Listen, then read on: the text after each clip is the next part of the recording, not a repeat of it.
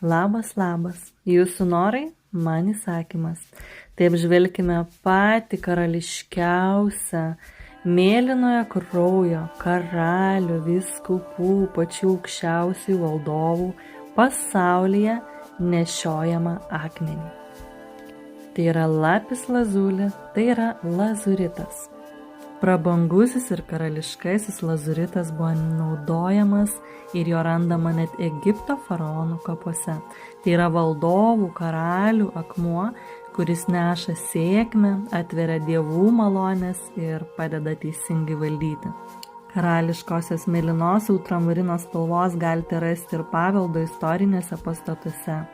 Kaip žinome, iš akmens anksčiau išgaudavo pigmentus ir tapydavo.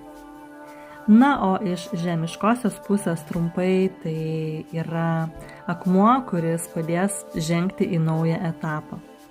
Įvairiausių formų ir bokštelių ir apyrankių įvairių dydžių ir gabalėlių natūralių rasite elektroniniai parduotuviai arba parašykite man savo adresą, išsiųsiu, patarsiu, atsakysiu į klausimus.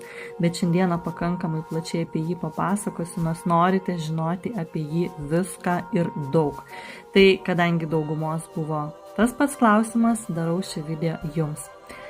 Lazuritas tie, kas nori į naują gyvenimo etapą, galbūt jau esate naujame gyvenimo etape, tuomet padės greičiau įsilieti į etapus, į visas naujoves.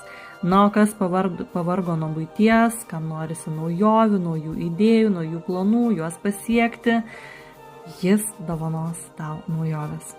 Susirasti bendraminčių, tai yra dvasinės karalystės valdovas, kuris labai švelniai ves tave naujų kelių, gyvenimo keliu, sąmoningumo keliu, tiek, kiek tu būsi pasiruošęs.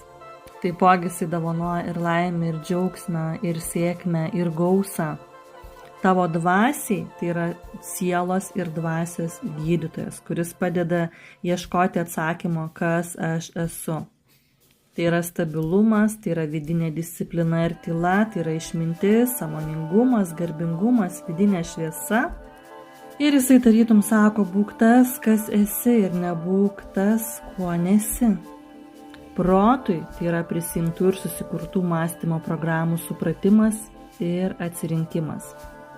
Aktyvina intelektą, skatina loginį mąstymą, tikslingumą, racionalumas, proto šaltumas ir aiškumas. Taip pat padeda susikaupti mokantis, geriau įsiminti žinias ir nepervargti.